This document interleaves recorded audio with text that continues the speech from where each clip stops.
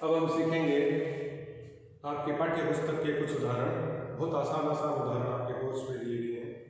सबसे पहला उदाहरण है, किसी धातु के गोले को एक कूलाम आवेश से धनावेशित करने में उससे कितने इलेक्ट्रॉन निष्कासित करने होंगे। प्रश्न का तात्पर्य यह है कि आपके पास एक धातु का गोला है, आपको उसे एक कूलाम से धनावेशित करना है, तो उससे कितने इलेक्ट्रॉन निकालने पड़ेंगे। देखते हैं क्या दिया है।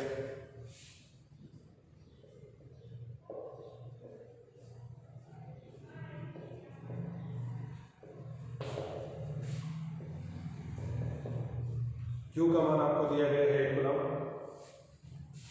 आपको इलेक्ट्रॉनों की संख्या पूछी गई है, तो N आपको ज्ञात करना है। अविद्युत आवेश का क्वांटीकरण आप लोगों ने पढ़ रखा है।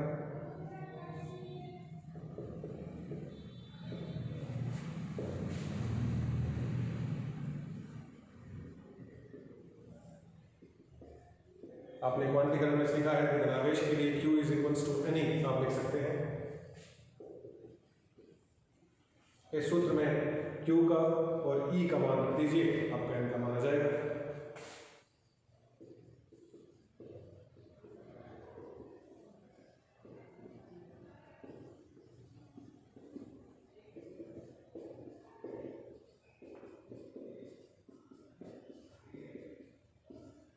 ये आप सब लोगों को पता है 1.6 × 10⁻⁻19 कूलाम कहा जाता है।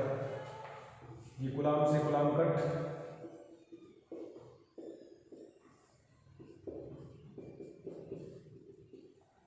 N को आप इस तरीके से लिख सकते हैं, इतना मान आएगा।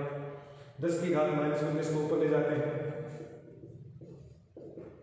एक में जब आप 1.6 का भाग लगाएंगे तो आपको 0.625 मिलेगा,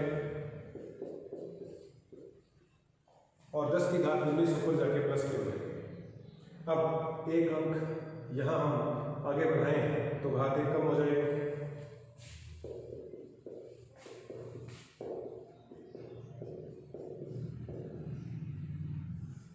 ये आपका आंसर है। तो किसी वस्तु को एक कूलाम धनावेशित यदि आपको करना है तो उससे कितने इलेक्ट्रॉन निकालने पड़ेंगे, तो आंसर है 6.25 × 10⁻18। और इस आंकड़े को आपको याद कर लेना चाहिए, ये बहुत बार एग्जाम्स में पूछा जाता है। यदि इसी प्रकार पूछा जाता कि वस्तु को एक कूलाम ऋणावेशित कर दिया जाए तो उस पर कितने इलेक्ट्रॉन आएंगे, तो भी हम यही जवाब देते 6.25 × 10⁻18। पर उस सूरत में इलेक्ट्रॉन आएंगे, इस प्रश्न में इलेक्ट्रॉन जाएंगे। तो जब भी किसी वस्तु पर एक कूलाम आवेश आता है तो उससे लिए गए या दिए गए इलेक्ट्रॉनों की संख्या आप लोग याद कर लीजिए, 6.25 × 10⁻18। ये इंपॉर्टेंट आंकड़ा है, आपको याद रखना चाहिए।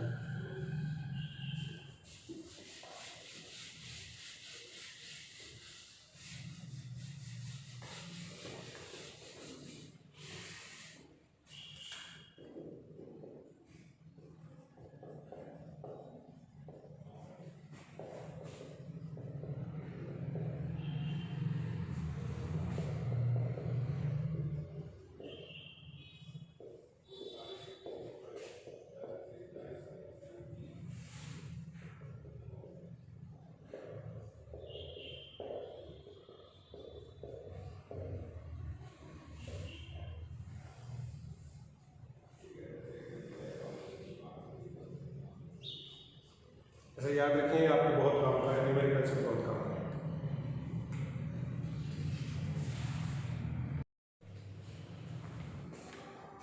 आपकी बुक में दूसरा उदाहरण दिया गया है, किसी वस्तु को इतना आवेशित किया जाता है कि उसके द्रव्यमान में 9.1 नैनोग्राम की वृद्धि हो जाती है। तब आपको दो चीज़ें याद करनी है। पहला, कितने इलेक्ट्रॉन वस्तु को दिए गए। दूसरा, आवेश का मान और प्रकृति ज्ञात कीजिए। इसका सॉल्यूशन करने से पहले एक छोटी सी कॉन्सेप्ट आप लोगों को सीख लेनी चाहिए कि जब किसी वस्तु पर इलेक्ट्रॉन आते हैं, वस्तु ऋणावेशित होती है, तब उसका द्रव्यमान थोड़ा सा बढ़ जाता है। इसी प्रकार जब कोई वस्तु धनावेशित होती है तो उससे इलेक्ट्रॉन त्यागे जाते हैं और उसके द्रव्यमान में थोड़ी सी कमी आ जाती है। इसको सीखते हैं पहले, उसके बाद इस उदाहरण को करें। मान लीजिए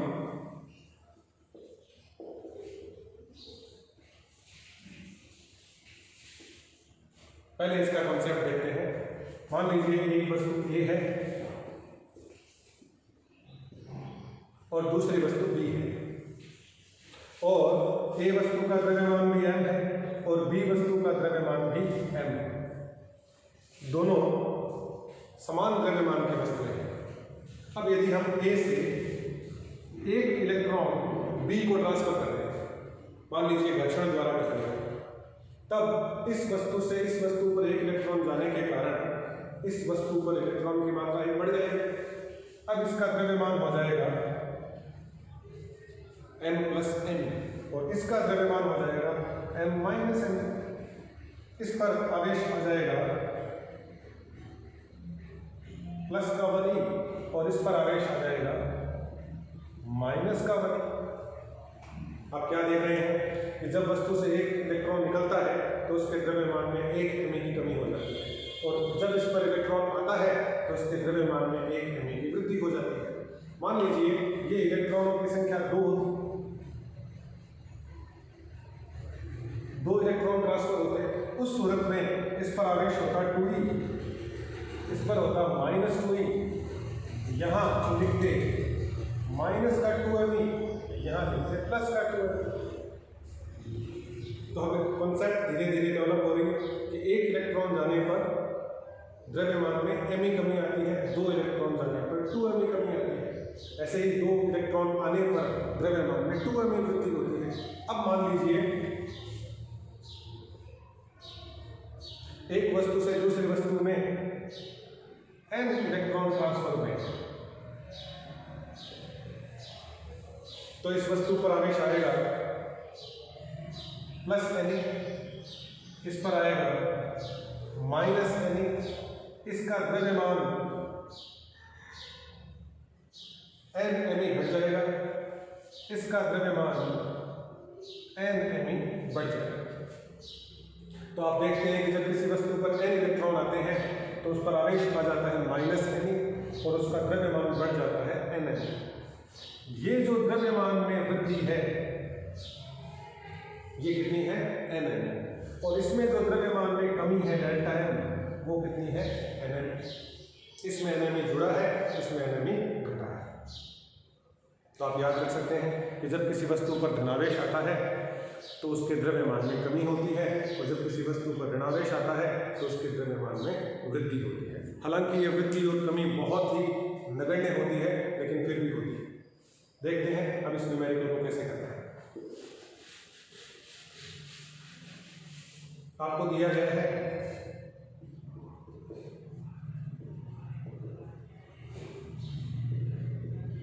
द्रव्यमान में वृद्धि नैनोग्राम, 9.1 नैनोग्राम, और हमें सारे आंकड़े MKS या SI सिस्टम में लिखने चाहिए। तो इसको SI सिस्टम में कन्वर्ट करते हैं। नैनो आपको पता होना चाहिए 10 की घात -2 होता है, और ग्राम पड़ा है। अब इस ग्राम को भी किलोग्राम में बदलते हैं।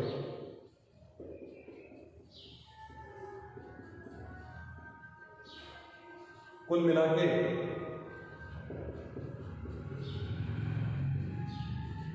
ये 9.1 गुणा 10 की घात -12 किलोग्राम के तुल्य है। आपको डेल्टा m पता चल गया है। अभी आपने कॉन्सेप्ट सीखी कि यदि किसी वस्तु से n इलेक्ट्रॉन ट्रांसफर होते हैं तो जिस वस्तु पर n इलेक्ट्रॉन बढ़ जाते हैं उसके द्रव्यमान में द्रव्यमान में वृद्धि nme हो जाती है, और जिससे इलेक्ट्रॉन त्यागे जाते हैं उसके द्रव्यमान में कमी nme हो जाती है। तो अब इस प्रश्न के आगे के सॉल्यूशन को देखते हैं।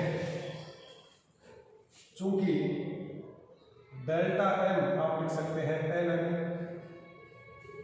यदि आपने सीखा था तो यहां से आप लिख सकते हैं n is equals to delta m upon n। Delta m है 9.1 गुणा 10 की घात -12 किलोग्राम, और m ही है इलेक्ट्रॉन का मास, वो आप जानते ही हैं 9.1 गुणा 10 की घात -31 किलोग्राम।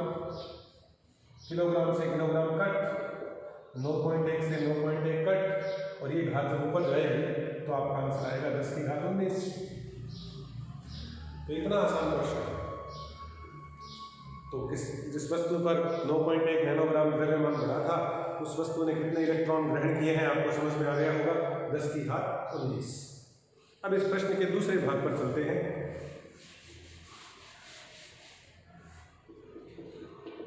दूसरे भाग में आपको वस्तु पर पूछा गया है, आवेश पूछा गया है। आवेश के क्वांटीकरण के सिद्धांत से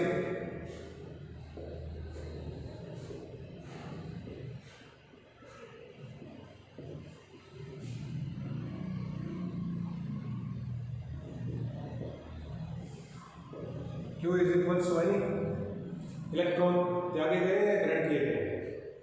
प्रश्न में दिया गया इलेक्ट्रॉन आए, ग्रहण किए गए हैं, तो हम माइनस लगा देंगे। हम मान रखते हैं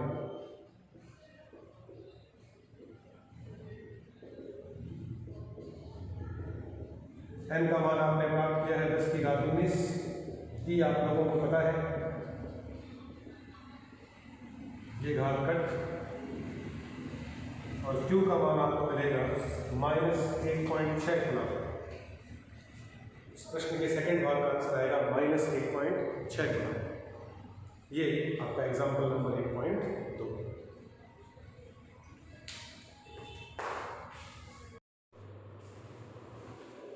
आपकी बुक में तीसरा उदाहरण दिया गया है कि 1 कप जल में, जिसकी मात्रा आपको दी गई है 250 ग्राम, उसमें धनावेश और ऋणावेश कितना कितना होता है, ये आपको पता करना है। इस प्रश्न को सॉल्व करने के लिए थोड़ा सा पीछे जाते हैं। आपको सबसे पहले ये पता होना चाहिए कि 1 कप जल में H2O के अणु कितने हैं। इसका पता करने के लिए एक मोल धारणा की थोड़ी सी जानकारी हम लेते हैं। तो इसका कॉन्सेप्ट देखते हैं पहले।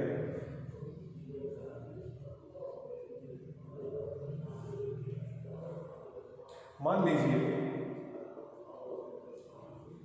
किसी पदार्थ का अणुभार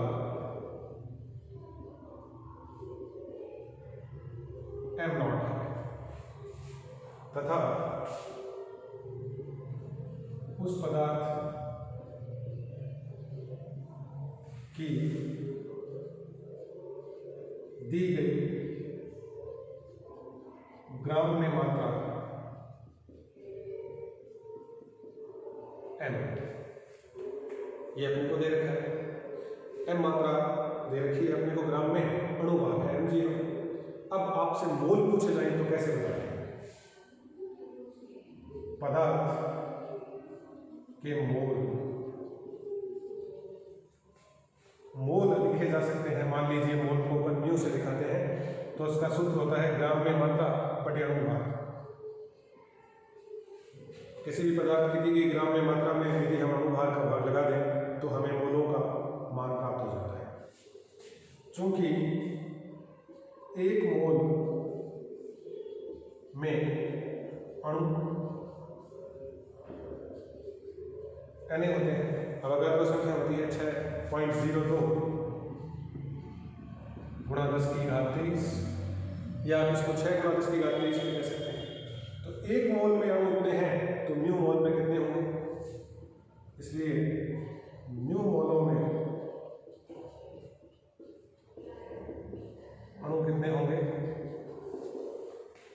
तो हम कहेंगे म्यू n या m/m0 गुणा n। अब आप इस कॉन्सेप्ट को लर्न कर लीजिए, याद कर लीजिए, क्योंकि इस कॉन्सेप्ट का यहाँ इस प्रश्न में सीधा प्रयोग होगा। ये कॉन्सेप्ट कहती है कि यदि आपके पास ग्राम में मात्रा m है, अणुभार m0 है, अवगाद्रो संख्या Na है, तो उस पदार्थ में कणों की जो संख्या होती है वो n = m/m0 × Na होती है। इस सूत्र को हम याद रखेंगे और इस सूत्र का हम सीधा प्रयोग इस सवाल में करेंगे। देखते हैं आगे।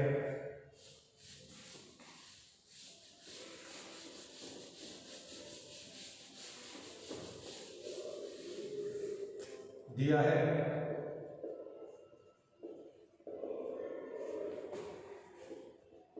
जल की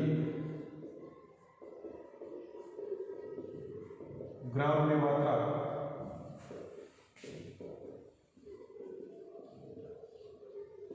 250 ग्राम।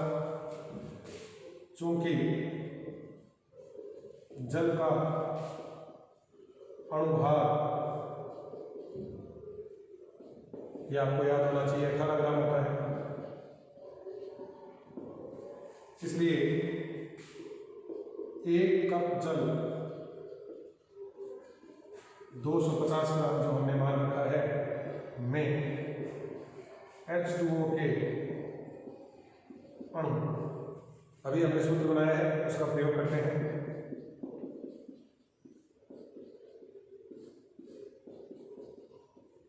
ये सूत्र बनाया है, मान रखने पर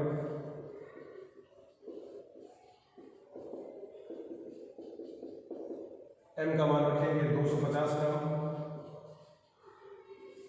m0 का रखेंगे 18 ग्राम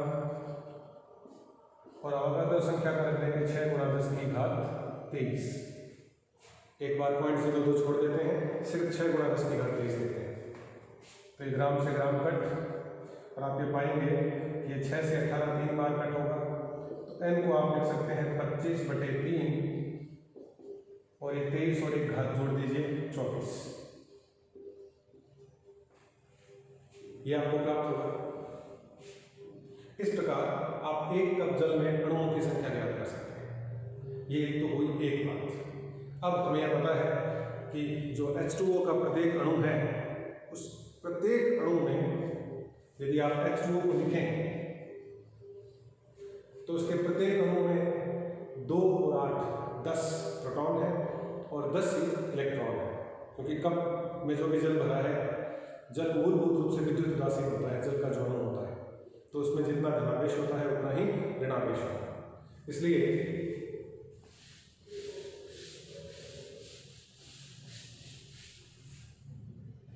देखते हैं आगे इसको कैसे करेंगे। चूंकि एक अणु H2O में जो प्रोटॉन्स की संख्या है वो इलेक्ट्रॉनों की संख्या के बराबर है, वो कितनी है 10। 8 है ऑक्सीजन में और 2 हाइड्रोजन के परमाणु हैं, तो 8 और 2 10, 10 इलेक्ट्रॉन है, क्योंकि जल विद्युत रूप से उदासीन होता है।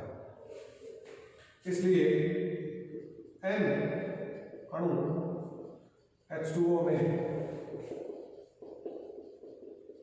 जो प्रोटॉन की संख्या होगी वही इलेक्ट्रॉनों की संख्या होगी, वो कितनी होगी वो देखते हैं। तो हमने अभी बनाया था कि ये 1 में तो 10 है और अणुओं की संख्या है n, तो 10 है। इस संख्या को मान लीजिए हम कहते हैं स्मॉल n। तो देखिए स्मॉल n क्या मिलेगा, 10 × 25/3 × 10 की घात 23, या आप कह सकते हैं 25/3 × 10 की घात, ये हमने 24 बना लिया था, तो ये हो जाएगा 10 की घात 25। अब आवेश का क्वांटीकरण आप लगा दीजिए, क्या कहता है, आवेश के क्वांटीकरण से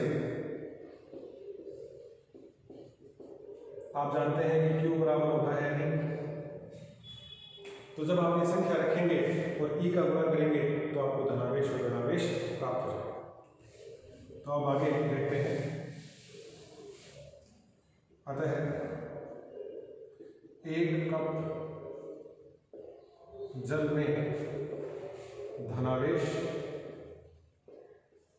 का परिमाण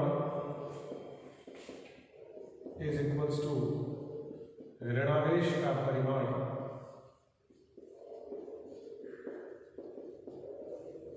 और हम जानते हैं कि Q बराबर होता है यदि हम सिर्फ परिमाण की बात करें, n अभी आपने बनाया और E आपको याद है 1.6 × 10 की घात -19 कूलम होता है। जब हम इसको हल करेंगे तो 25 का जब आप 1.6 से गुणा करेंगे तो 40 आएगा बटा में 3 है और 25 घात में से 19 घात लगाएंगे तो 10 की घात 6 बचेगी। थोड़ा और सॉल्व करते हैं। 4/3 1.33 लिखा जा सकता है और 1 घात यहाँ जोड़ दीजिए 10 की घात 7 गुना। ये आपका आंसर है। एक कप जल में धनावेश का मान भी इतना है और ऋणावेश का मान भी इतना ही है। कुल मिला के पानी विद्युत उदासीन है। कप में जितना भी जल है वो विद्युत उदासीन है। तो धनावेश का परिमाण भी इतना और ऋणावेश का परिमाण भी इतना है। Thank you.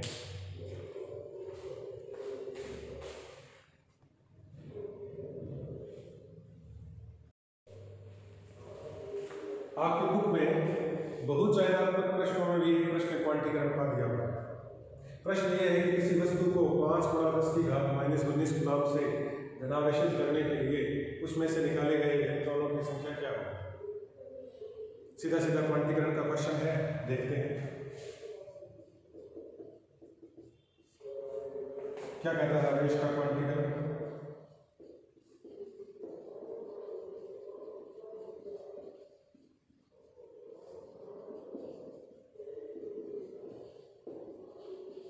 Q = NE। आपको इलेक्ट्रॉनों की संख्या याद करनी है।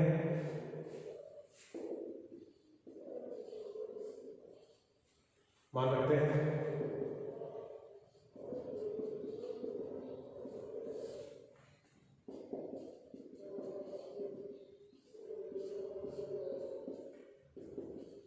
आपको आंसर मिलेगा 3.125।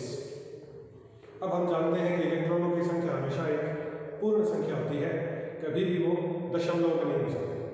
तो इस संख्या को हम एक निकटवर्ती पूर्ण संख्या में रूपांतरित कर लेते हैं। देखिए 3 के निकटवर्ती कौन सा आंसर दिया गया है? तो सही आंसर हम कह देंगे 3 इलेक्ट्रॉन्स। ये बहुत आसान क्वेश्चन है, आप कर सकते हैं।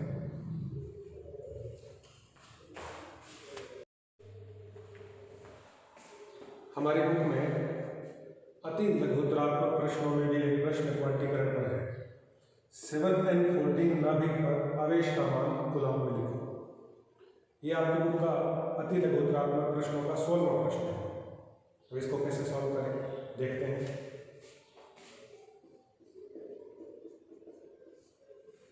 देखिए नाइट्रोजन के नाभिक में प्रोटॉन्स की संख्या 7 है।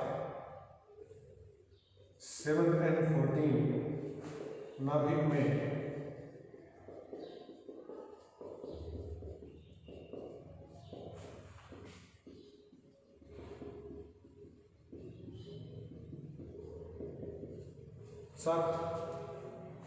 चूंकि एक प्रोटॉन पर आवेश क्या होता है?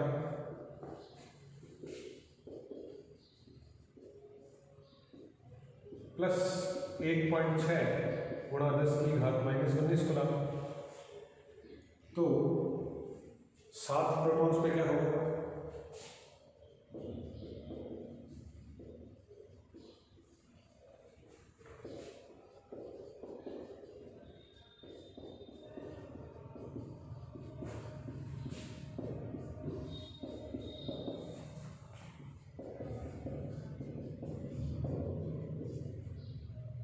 आपको आंसर मिलेगा। अब सार्थक अंकों का नियम ये कहता है कि दशमलव यहाँ ना होकर यहाँ होना चाहिए, एक संख्या के बाद होना चाहिए। तो हम क्या करेंगे, 11.2 में से 1 घात यहाँ ट्रांसफर कर देंगे। ये हो गया 1.12, 1 घात यहाँ जाके जुड़ेगी तो आपका आंसर आएगा 1.12 × 10 की घात -18 गुना।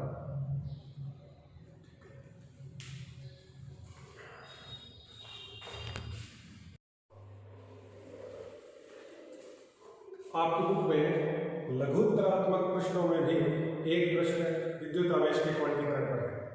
प्रश्न संख्या 16, इसको देखते हैं। 2 ग्राम के तांबे के गोले में 2 × 10 की घात 22 परमाणु है। प्रत्येक परमाणु के नाभिक पर आवेश 38 E है। गोले को 2 माइक्रोकूलम्ब आवेश देने के लिए गोले से कितने अंश इलेक्ट्रॉन हटाए जाएंगे? ध्यान दीजिए, इलेक्ट्रॉनों की संख्या नहीं पूछी गई है, अंश पूछे गए हैं। तो इसको कैसे सॉल्व करें? तो हमें दो चीज़ों पर ध्यान देना पड़ेगा। पहले तो कुल कितने इलेक्ट्रॉन ट्रांसफर किए गए, स्थानांतरित किए गए। दूसरी, कुल इलेक्ट्रॉनों की संख्या थी क्या? स्थानांतरित इलेक्ट्रॉनों की संख्या में जब हम कुल इलेक्ट्रॉनों की संख्या का भाग लगाएंगे तो हमें अंश प्राप्त हो जाएगा। अंश से तात्पर्य होता है क्या हटाया गया बटे किस में से हटाया गया। तो इसका सूत्र हम लिखेंगे, स्थानांतरित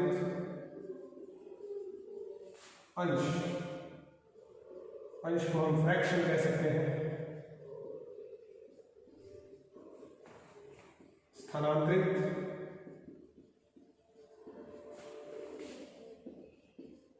इलेक्ट्रॉनों की संख्या बटा इलेक्ट्रॉनों की कुल संख्या। मान लीजिए इसको हम लिखते हैं स्मॉल m और इसको लिखते हैं कैपिटल M, तो स्मॉल f को लिख सकते हैं स्मॉल n बटा कैपिटल M। अब हम स्मॉल n और कैपिटल M के मान निकालेंगे और इस सूत्र में रख देंगे तो हमें उत्तर प्राप्त हो जाएगा। तो देखते हैं सबसे पहले स्थानांतरित इलेक्ट्रॉनों की संख्या कैसे ज्ञात करते हैं। हम जानते हैं कि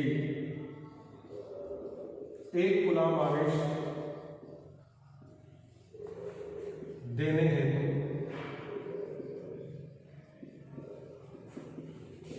स्थानांतरित इलेक्ट्रॉन,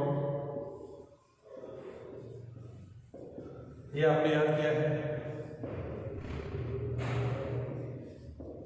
6.25 × 10⁻18। अतः 2 माइक्रोकूलाम आवेश देने हेतु स्थानांतरित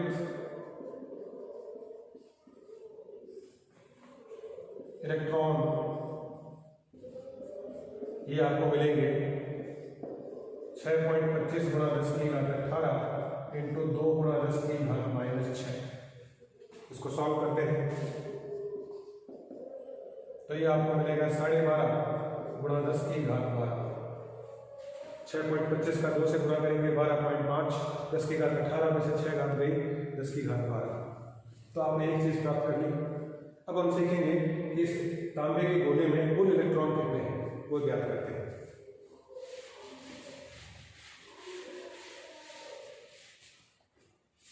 चूंकि तांबे के एक परमाणु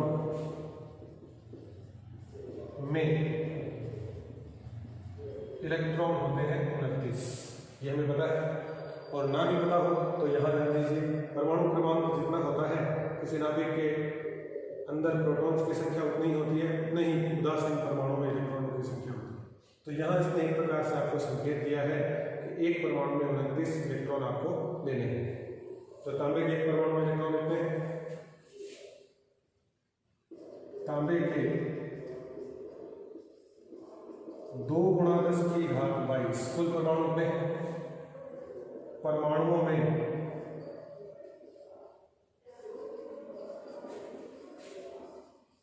कुल इलेक्ट्रॉन, तो हम 29 का गुणा कर देंगे 2 × 10⁻22 से, तो आपको प्राप्त होगा 58 × 10⁻22। तो हमने ये देख लिया स्थानांतरित इलेक्ट्रॉन कितने हैं 2 माइक्रोकूलाम आवेश लाने के लिए। कुल तांबे के गोले में इलेक्ट्रॉन कितने थे वो भी हमने ज्ञात कर लिए। अब हम ज्ञात करते हैं स्थानांतरित अंश। अतः स्थानांतरित अंश small f is equals to small m बटा कैपिटल M से देखते हैं क्या मिलता है। ये संख्या आई थी 12.5 × 10⁻12 और नीचे वाली संख्या थी 58 × 10⁻22। इसको जब हम हल करेंगे तो ये हमें मिलेगा 12.5 में जब हम 58 का भाग लगाएंगे तो 0.215 गुणा ये 10⁻22 हम ऊपर ले जाते हैं, उसमें से 12 घटाते हैं तो रहेगा 10⁻−10। और सार्थक अंकों के हिसाब से लिखें तो हम इसको लिख सकते हैं F इज इक्वल्स टू 2.15 गुणा 10 की घात माइनस 11। ये आपका स्थानांतरित अंश। ये कुछ क्वेश्चंस आपके बुक में आवेश के क्वांटीकरण पर हैं जो आप बड़ी आसानी से सीख सकते हैं। Thank you.